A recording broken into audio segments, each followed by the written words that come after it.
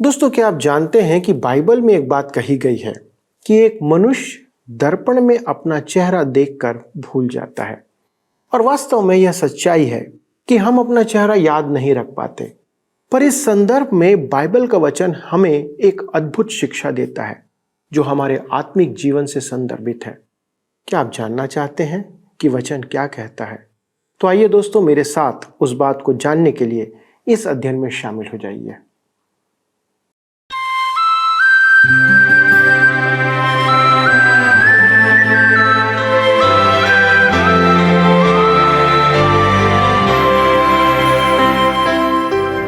प्रिय मित्रों, आप सभी को हम सब की ओर से प्रेम भरा नमस्कार। मैं आप सभी की सलामती और अच्छी सेहत की दुआ करता हूं तथा इस सत्यवचन बाइबल अध्ययन में आपका स्वागत करता हूं। दोस्तों, परमेश्वर के वचन के अध्ययन का क्या लाभ है? क्या आपने कभी विचार किया?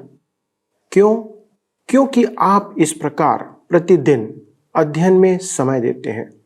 क्या कारण है कि आप इसे अपने जीवन का हिस्सा बना करके रखे हैं? मित्रों, वचन हमें सुधरने का अवसर देता है। वचन हमें वे बातें बताता है जो कोई मनुष्य हमें नहीं बता सकता। सही अर्थ में देखें तो परमेश्वर का वचन हमें वे बातें बताता है जो परमेश्वर हमें देखकर हमारे विषय में सोचता है, अर्थात हमारे प्रति परमेश्वर का जो दृष्टिकोण है वो। मित्रों, जैसा कि आपको ज्ञात है कि हम इन दिनों याकूब की पत्री पर अध्ययन कर रहे हैं और हम अपने जीवन में परीक्षा के द्वारा विश्वास की परख और विश्वास के प्रगटीकरण को समझ रहे हैं। दोस्तों, याकूब आगे चलकर कहता है कि एक विश्वासी को वचन पर चलने वाला होना चाहिए, केवल सुनने वाला नहीं। दोस्तों, जब हम वचन सुनते हैं तब परमेश्वर हमसे बातें करता है, क्योंकि परमेश्वर का वचन जीवित है और वह हमें प्रोत्साहित करता है कि हम परमेश्वर की इच्छा और योजना के अनुसार कार्य करते रहें। याकूब हमें बाइबल या परमेश्वर के वचन का व्यवहारिक पहलू समझा रहा है। जैसा मैं पहले भी कह चुका हूं कि ज्ञान रखना एक बात है और उस ज्ञान को अपने जीवन में लागू करना दूसरी बात है मित्रों। पर आज उससे आगे याकूब कुछ और कहता है और उस मनुष्य की विशेषता बताता है जो वचन को सुनता तो है पर उस पर चलता नहीं है। आइए मित्रों, हम आज के अध्ययन में आगे बढ़ें और देखें कि आज इस वचन की हमें कितनी आवश्यकता है। आइए अपना अध्ययन आरंभ करें। मित्रों, आज हम अपने अध्ययन को याकूब की पत्री 1 अध्याय उसके 23 पद से आरंभ करेंगे। आज के विज्ञापन उच्च दाब पर हैं। रेडियो, टीवी, पोस्टर, समाचार पत्र, पत्रिकाएं आदि। समाचारों द्वारा भी हमारे विचार परिवर्तित होते हैं। विज्ञापनों में आपको बताया जाएगा कि उनका माल कितना अच्छा है। अपने बॉस को वश में करने के लिए आपको कौन सा स्प्रे काम में लेना चाहिए। परमेश्वर का वचन तो एक ही बात कहता है कि आप प्रभु यीशु को ग्रहण नहीं करेंगे तो अपने ही पाप में मर जाएंगे। यदि उच्च दाब की बात करें तो यह उच्च दाब है। परमेश्वर का वचन कहता है 2 कुरिन्थियों के पत्र 6 अध्याय उसके 2 पद में, देखो अभी वह समय है। और भजन संहिता 95 उसके 7 में लिखा है, यदि आज तुम उसकी वाणी सुनो। मेरे विचार में आज के युग में मसीही कलीसिया की सबसे बड़ी चूक का यही कारण है। द्वितीय विश्व युद्ध के बाद विश्वासी बम के भय से नहीं, परमेश्वर के भय को मानकर आराधना में जाते थे। आराधना की उपस्थिति और कलीसिया की सदस्यता नई ऊंचाइयों पर थी। वह समय महिमामय सेवा का समय था। उसी समय अव्यवस्था और अनैतिकता बढ़ने लगी। शराब पीना, तलाक देना और युवा अपराधों में वृद्धि होने लगी और विश्वासियों में संसार से अलगाव का पूर्ण विघटन हो गया। कारण क्या था? कलीसिया परमेश्वर का वचन दब्बू वाणी या भय में सुना रही थी, संभावनात्मक शैली में सुना रही थी, जबकि परमेश्वर ने आदेशात्मक शैली में वचन दिया है। हम भूल गए थे कि बाइबल को पकड़ने की अपेक्षा उस पर चलना है। धर्मशास्त्र को कंठस्थ करना अच्छा है, परंतु उस पर व्यवहार करना आवश्यक है। इसलिए लिखा है, परंतु वचन पर चलने वाले बनो। याकूब बनो शब्द का जो यूनानी शब्द काम में लेता है, उसका अर्थ है जन्म लेना, अस्तित्व में आना। यहाँ परमेश्वर की नया जन्म प्राप्त संतान को आदेश दिया गया है। परमेश्वर उद्धार से रहित मनुष्य से करने को कुछ नहीं कहता है, केवल विश्वास करने को कहता है। जब प्रभु यीशु से पूछा गया परमेश्वर के कार्य करने के लिए हम क्या करें, तब उसने कहा, यूहन्ना रचित सुसमाचार 6 उसके 28 और 29 पद में, परमेश्वर का कार्य यह है कि तुम उस पर जिसे उसने भेजा है विश्वास करो। अविश्वासियों के लिए कार्य करना, जहां तक परमेश्वर का वचन कहता है, केवल प्रभु यीशु में विश्वास करना। परमेश्वर उससे करने के लिए कुछ नहीं कहता है, वह उन्हें बताना चाहता है कि उसने कुछ किया है। युवावस्था में मैं स्कूल में शनिवार के दिन फुटबॉल खेलता था। मैं पहले घर पर खेलता था, जिसकी लालसा मैंने सदा की थी। दूसरे स्कूलों के खिलाड़ियों के साथ खेलते समय सदैव ही हमारा झगड़ा हो जाता था, स्कूल चाहे जो भी हो। एक दिन खेलते समय मैंने देखा कि मेरे पिताजी आ रहे हैं। मैं जानता था कि वह खेल देखने नहीं, परंतु मुझे कुछ काम देने आ रहे हैं। सच तो यह है कि घर छोड़ने से पहले मैंने अपना दैनिक कार्य पूरा नहीं किया था। मेरे पिता ने किसी से कुछ नहीं कहा। उन्होंने केवल मुझसे कहा, क्यों? क्योंकि अन्य बालक उसकी संतान नहीं थे, मैं ही उनका पुत्र था। मेरे मित्रों, जब तक आप परमेश्वर के संतान नहीं बन जाते, वह आपसे कुछ नहीं कहेगा।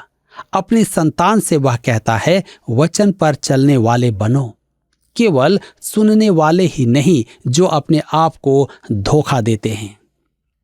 हम प्रचारकों के लिए भी कभी कभी वचन पर चलने वाले बनो पूरा करना कठिन हो जाता है। एक बार मैं अपने एक मित्र के साथ हॉकी खेल रहा था। वह एक डॉक्टर और अच्छा विश्वासी भी है। डॉक्टर का एक और मित्र हमारे साथ खेलना चाहता था, अतः डॉक्टर ने मेरा परिचय उससे करवाया। उसने कहा, ओह, हमारे पास तो अब 2 डॉक्टर हैं। मैंने स्पष्ट करते हुए कहा, मैं प्रचार करने वाला हूं और यह कर्म करने वाले डॉक्टर हैं। हमें अधिकाधिक कर्म करने वाले डॉक्टरों की आवश्यकता है, केवल प्रचार करने वालों की नहीं। किसी ने एक कविता लिखी है, कर्म से प्रचार आसान है, करने से कहना आसान है। अधिकांश उपदेश बहुत लोग सुनते हैं, परंतु ग्रहण करने वाले बहुत कम हैं। परमेश्वर की संतान वचन सुनकर उस पर चलती है। वचन प्रथाओं, परंपराओं और अभ्यासों पर चलना नहीं सिखाता है। वह नीरस, एक रूपता, लकीर पीटना नहीं सिखाता है। वचन का उद्देश्य है सक्रियता जगाना, फलदायक कार्य, उत्साही जीवन, रोमांचक अनुभव दिलाना। यदि हमारे मन की इच्छा से प्रेरित हम आत्मा से पूर्ण जीवन का आनंद ले रहे हैं, तो हम खेल कर भी बाइबल अध्ययन का आनंद ले सकते हैं। वह वास्तव में उत्साहजनक होगा। वचन सुनने के द्वारा आंतरिक इच्छा से परमेश्वर के लिए कुछ करने की प्रेरणा उत्पन्न होती है। जब हमने अपनी रेडियो प्रसारण सेवा आरंभ की, तब हमने अपने कर्मियों की संख्या भी कार्यालय में बढ़ाना आरंभ की। मेरे संपूर्ण सेवा काल में मुझे ऐसे अच्छे कर्मी नहीं मिले। परमेश्वर ने हर एक को चुनकर भेजा है और हर एक का योगदान महान है। वे रचनात्मक और समर्पित कर्मी हैं। मेरे विचार में परमेश्वर की सेवा में हमें रचनात्मक, सामर्थी, फलदायक कर्मियों की आवश्यकता है। इसलिए कहता है, केवल सुनने वाले ही नहीं। कक्षा का विद्यार्थी होना और लेखा परीक्षक होने में अंतर है। जब मैं बाइबल स्कूल में पढ़ाता था, तब बहुत से लोग मेरी परीक्षा किया करते थे। मुझे उन परीक्षकों के साथ विद्यार्थियों से अधिक परेशानी थी। वे मुझे लगातार कहते रहते थे कि मैं विद्यार्थियों के साथ कठोरता का व्यवहार करता हूं। उन्हें यह समझने की आवश्यकता थी कि मुझे अनुभव की आवश्यकता है, परंतु मेरे विद्यार्थी समझते थे कि मैं आधे समय उनका ठट्ठा करता हूं। उन्हें न तो परीक्षा लिखनी होती थी, न तैयारी करनी होती थी। उन्होंने कभी अध्ययन लेख नहीं लिखे, उन्होंने कभी उपाधि नहीं प्राप्त की, उन्होंने कुछ नहीं किया। वे केवल वहां आकर बैठते थे। विश्वास कर्म करवाता है। जी हां, वह आपको परीक्षक बनाता है। एक मनुष्य अपने विश्वास के राग आलापता रहता था, परंतु किसी के लिए कुछ करता नहीं था। एक दिन उसकी गाड़ी कीचड़ में फंस गई। तभी उसका एक मित्र वहां से निकला। उसने कहा, आप निश्चय ही विश्वास में हैं। हमें आज बढ़ते रहने की आवश्यकता है। विश्वास में स्थिर होने के बाद कुछ न कुछ करते रहना है। कीचड़ में फंसकर नहीं रह जाना है। तब कहता है, जो अपने आप को धोखा देते हैं। अपने आप को धोखा देना एक भयानक बात है। पहला यूहन्ना की पत्री 1 अध्याय उसके 8 पद में यूहन्ना प्रेरित कहता है कि जो कहता है उसके जीवन में पाप नहीं, वह अपने आप को धोखा देता है। अपने पाप को औचित्य प्रदान करना और अपनी अकर्मण्यता को उचित मानने के भ्रम में पड़ना बहुत आसान है। पद 23 और 24 के वचन का खतरा दर्शाया गया है। आइए हम पढ़ते हैं। याकूब की पत्री 1 उसके 23 पद लिखा है, क्योंकि जो कोई वचन का सुनने वाला हो और उस पर चलने वाला ना हो, तो वह उस मनुष्य के समान है जो अपना स्वाभाविक मुंह दर्पण में देखता है। कहता है, जो अपना स्वाभाविक मुंह दर्पण में देखता है। उस युग में पीतल की चद्दर पर पॉलिश करके उसमें मुंह देखते थे। यहाँ दर्पण परमेश्वर के वचन की उपमा के रूप में काम में लिया गया है। दर्पण में आप जैसे हैं वैसे ही दिखाई देते हैं। यदि आपके चेहरे पर दाग है तो दर्पण आपको वह दाग भी दिखाएगा। कुछ लोग दर्पण के आगे अधिक समय नहीं देते हैं। वचन भी आपको आपका सच्चा रूप दिखाता है। लिखा है, क्योंकि जो कोई वचन का सुनने वाला हो और उस पर चलने वाला ना हो, तो वह उस मनुष्य के समान है जो अपना स्वाभाविक मुंह दर्पण में देखता है। अब आप कहेंगे कि वह स्त्री कहता तो अच्छा होता, क्योंकि स्त्रियां दर्पण सदैव साथ रखती हैं कि अपना रूप निखार और केश विन्यास देखती रहें। क्या पुरुष दर्पण में नहीं देखते? वे भी कम निस्सारी नहीं हैं। पुरुष भी तो अपने बाल, अपने कपड़े दर्पण में देखता है। आज ऊपरी दिखावे का युग है और खतरा यह है कि आप अपनी कमी देखकर कुछ करते नहीं। वचन के करने वाले बनो, केवल सुनने वाले ही नहीं जो अपने आप को धोखा देते हैं। वचन का सुनने वाला जो वचन का पालन ना करे, वह उस मनुष्य के समान है जो अपना मुंह दर्पण में देखकर भूल जाता है कि वह कैसा है। वह अपने चेहरे का दोष सुधार नहीं पाता है। इसी प्रकार वचन भी एक दर्पण है जो हमें हमारी कमियां दिखाता है, और वचन पर चलने से वे कमियां दूर हो जाती हैं, अन्यथा हम कीचड़ में ही फंसे रह जाते हैं। याकूब की पत्री 1:24 में लिखा है, इसलिए कि वह अपने आप को देखकर चला जाता और तुरंत भूल जाता है कि मैं कैसा था। याकूब पद 19 में कही गई अपनी बात का ही प्रतिवाद प्रस्तुत करता है। सुनने में तत्पर और बोलने में धीर, यहाँ उसका बल है। दर्पण में देखते समय शीघ्रता ना करें। यहाँ समानांतर विचार है। सुनने में तत्पर अर्थात पूरा ध्यान लगाकर वचन सुने, परमेश्वर के वचन के प्रति सजग रहें। याकूब के कहने का अर्थ है, इसके साथ लापरवाही ना दिखाएं, उसे शीघ्रता में ना पढ़ें। वह जो केवल वचन सुनता है उस पर चलता नहीं, उसका बाइबल ज्ञान उसे कर्म करने के लिए प्रेरित नहीं करता है। वह उस मनुष्य के समान है जो अपना स्वाभाविक रूप दर्पण में देखकर चला जाता है और शीघ्र ही भूल जाता है कि वह कैसा था। मेरे मित्रों, जो लोग बाइबल पढ़ना नहीं चाहते वे पापी हैं और संबंधित संदर्भों को अनदेखा करते हैं। यही कारण है कि आज मूल पाठ विषयक प्रचार पुराना हो गया है। मेरे विचार में हमें संपूर्ण वचन को पढ़ना चाहिए, न कि मनभावन वचनों को यहां वहां से निकालकर उन पर ही ध्यान करें। परमेश्वर ने अपने वचन को पदों में विभाजित नहीं किया है। पद निर्धारण तो मनुष्य का काम है। हमें परमेश्वर के वचन को ज्यों का त्यों पढ़ना है और मानना है। वचन एक प्रकार का दर्पण है जो हमारी त्रुटियों को प्रकट करता है। एक मनुष्य डॉक्टर के पास जाता है और उसके एक्सरे से प्रकट होता है कि उसे कैंसर है, तो क्या वह डॉक्टर से कहेगा, मुझे आपके एक्सरे पर विश्वास नहीं है, मैं इसे नहीं मानता, मैं इसे भूल जाना चाहता हूं। मैं ऐसे कुछ लोगों को जानता हूं जो अंत में मर गए। मुझे जब डॉक्टर ने बताया कि मेरी बीमारी गंभीर है तो मैं अति शीघ्र उपचार करवाना चाहता था। मेरे मित्रों, आप परमेश्वर के वचन को पढ़कर उस पर प्रतिक्रिया ना दिखाएं। यह आप नहीं कर सकते। यदि आप प्रतिक्रिया ना दिखाएं तो आप उत्तरदायी होंगे। यदि डॉक्टर आपसे कहे कि आपको कैंसर है और आप उसका उपचार ना करवाएं, तो क्या डॉक्टर की गलती है? नहीं, यह उसकी गलती नहीं है। परमेश्वर ने आपको वचन दिया है और प्रतिक्रिया दिखाना आपका उत्तरदायित्व है।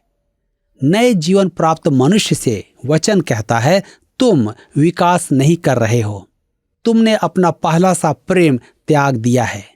परमेश्वर अपने वचन के द्वारा उसको याद दिलाता है और बुलाता है। एक संगीत अगुआ आराधना में कह रहा था, आइए हम खड़े हों और गाएं, परमेश्वर की प्रतिज्ञाओं पर बने रहें। परंतु सच तो यह है कि हम प्रतिज्ञाओं पर बने रहने की अपेक्षा प्रतिज्ञाओं के प्रति उदासीन हैं। याकूब कहता है कि हमें ऐसा नहीं करना है।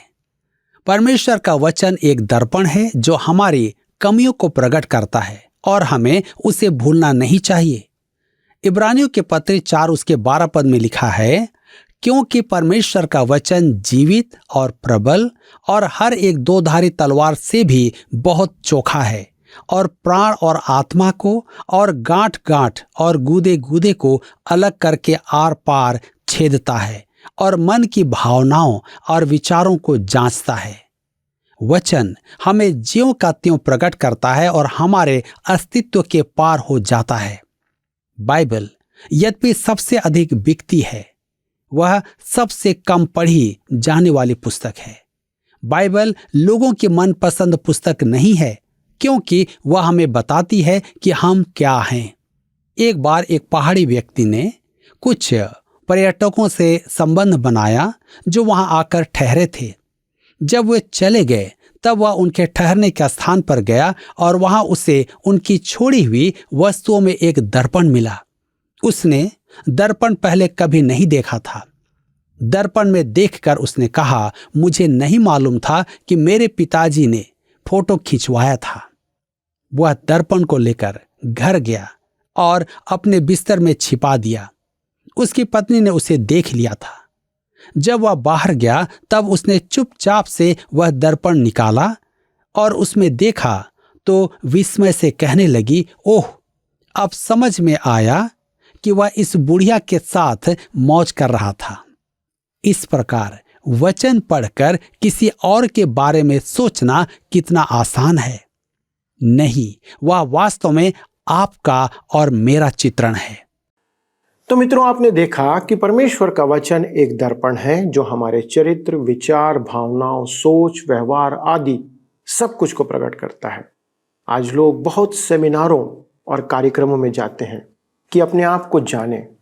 कुछ मोटिवेशनल स्पीकर कहते हैं कि हमें अपने आप को, स्वयं को जानने की आवश्यकता है कि हम और अच्छा बेहतर उत्पाद दे सकें, प्रोडक्शन अच्छा दे सकें। हमें सफल होने के लिए अपने आप को जानने की आवश्यकता है। पर दोस्तों, अपने आप को जानने के लिए सबसे अच्छा साधन है परमेश्वर का वचन। आप जितना अधिक परमेश्वर के वचन के साथ समय बिताएंगे, उतना अधिक आप स्वयं को जानेंगे।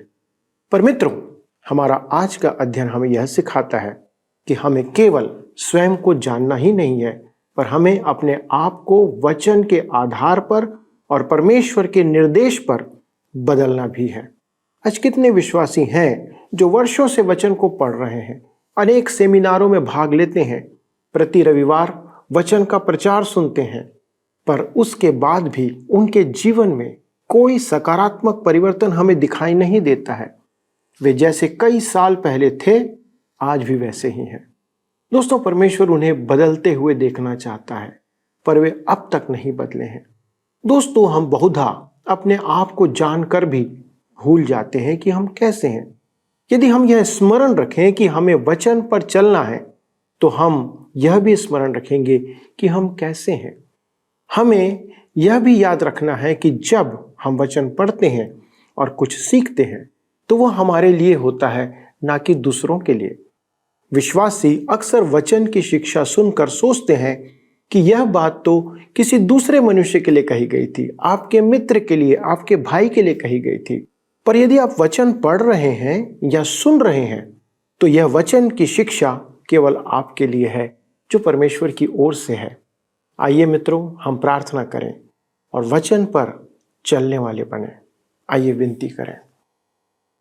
स्वर्गीय पिता, हम धन्यवाद देते हैं आपके प्रेम और दया के लिए, आज के इस अध्ययन के लिए, कि प्रभु आप हमें बदलते हुए देखना चाहते हैं। प्रभु, इसीलिए आपने अपना वचन हम तक पहुंचाया है कि आप अपनी इच्छा को और अपनी योजनाओं को हम पर प्रकट कर रहे हैं। हमारी विनती है पिता परमेश्वर कि हमारे जितने भी साथी हमारे साथ इस समय जुड़े हैं, इस कार्यक्रम को दैनिक रूप से प्रभु वे देख रहे हैं, प्रभु अनुग्रह करें कि उनके जीवन में ये वचन इस रीति से कार्य करे कि प्रभु जो वो सुन रहे हैं और जो आप अपेक्षा करते हैं, वो परिवर्तन उनके जीवन में आने पाए। हमारी विनती है पिता परमेश्वर कि आप सभी पर अपने आशीष का हाथ रखें और उनके जीवन में ये सकारात्मक परिवर्तन आप लेकर आएं। धन्यवाद देते हैं प्रार्थना को सुनने के लिए, और इस विनती को प्रभु यीशु क्रिस्त के नाम से मांगते हैं, आमीन। प्रिय मित्रों, मुझे विश्वास है कि आज के अध्ययन के बाद आपने निर्णय लिया होगा कि आप वचन के अनुसार अपने जीवन को बदलना चाहते हैं। अगले प्रसारण में इस अध्ययन को आगे बढ़ाएंगे, परंतु मैं फिर से आपको स्मरण दिलाता हूं, कृपया हमें फोन करके यह बताना ना भूलें कि आपको आज का कार्यक्रम कैसा लगा। अगले प्रसारण तक परमेश्वर का अनुग्रह आप पर बना रहे और परमेश्वर की आशीष आपके जीवन में सदा बढ़ती चले जाए। धन्यवाद। आइए अब हम प्रश्न को देखें। पिछले प्रश्न का उत्तर है सी, तुरही। परमेश्वर का वचन जो आदेशात्मक है, उसकी तुलना तुरही से की गई है। आज के अध्ययन पर आधारित प्रश्न है, परमेश्वर का वचन जो एक दर्पण के समान है, वह हमें हमारी खाली स्थान को प्रकट करता है। ए, कमियों, बी, अच्छाई, सी, इच्छा, डी, सुंदरता। मित्रों, इस प्रश्न का उत्तर हमें कल सुबह 6 बजे से पहले विकल्प ए, बी, सी या डी के साथ अपना नाम, पता, स्थान के साथ 9651433397 पर SMS या WhatsApp करें। क्या आपको यह कार्यक्रम पसंद आया? अभी हमें एक मिस कॉल करें और आप अगले विजेता हो सकते हैं।